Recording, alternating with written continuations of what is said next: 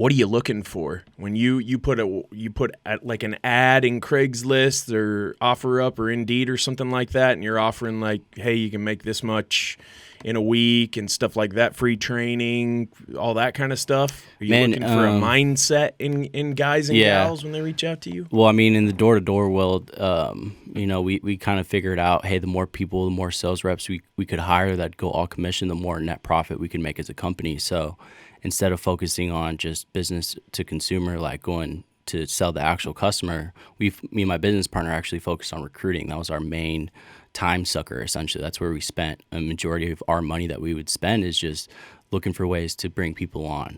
A lot of it had to do with branding, collaborations, building relationships with the Fortune 100 companies, just because a lot of people approached them on selling their product, and they just didn't have the capacity to be able to manage it.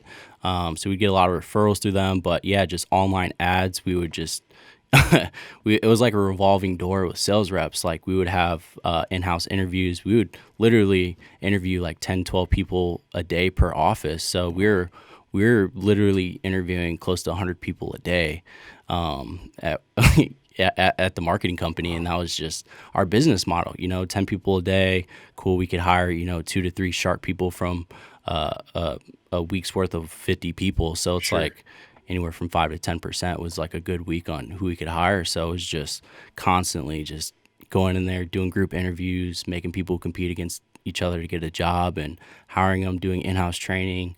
Put them in a culture, building a culture, hiring right leaders, sending them off to markets. I've learned a lot about building an actual structured business in that marketing company before I even got into real estate.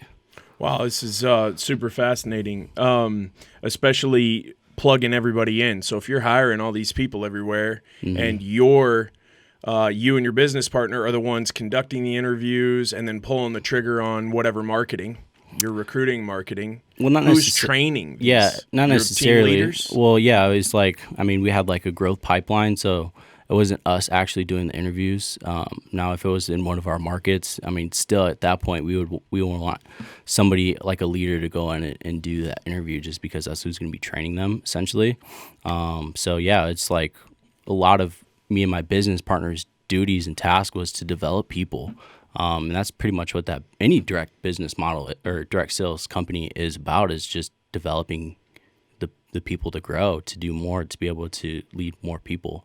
And that's kind of what we focused on. So we developed people to go in and, recruit people, train or interview people, hire them, train them, retain them, and then eventually have them lead other people and send them off to different markets as well. So we got really good at it. Obviously it didn't start like right away. This is how it happened. You need an army. There's no easy button. Yeah, you need an army of sharp people to be able to operate like that. Absolutely. Training leaders. It sounds like you've got a passion for helping people change their lives. Mm-hmm. Yeah. That I've watched a few interviews that you've done. That seems like, I don't know who said this, maybe Zig Ziglar. Many people have said it in many different derivations, but when you start to help people realize their dreams, you'll realize your dreams, right? Or you help people get what they want, you're going to get what you want. You put them first, when you're working in a team, if you're the top guy, everybody else has to win before you get to win. Yep. That's true.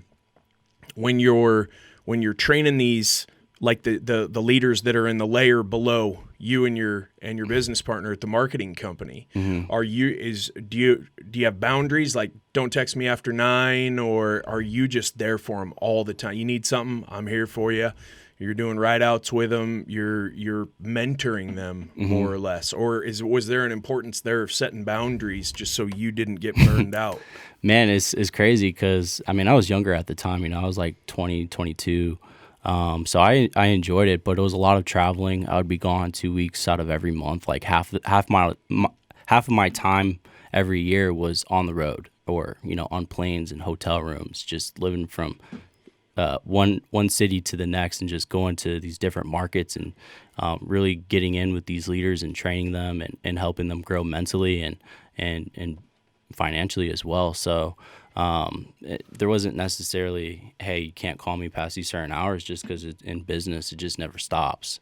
And we developed a culture where we actually enjoyed working around people. So it's just not like, hey, I don't like you, I'm just in business with you. You know, we're actually close, like we're friends. Even to this day, we're all pretty close, you know? So that's just how it always was. So it's just like we're talking to regular buddies. Are you listening? Damn.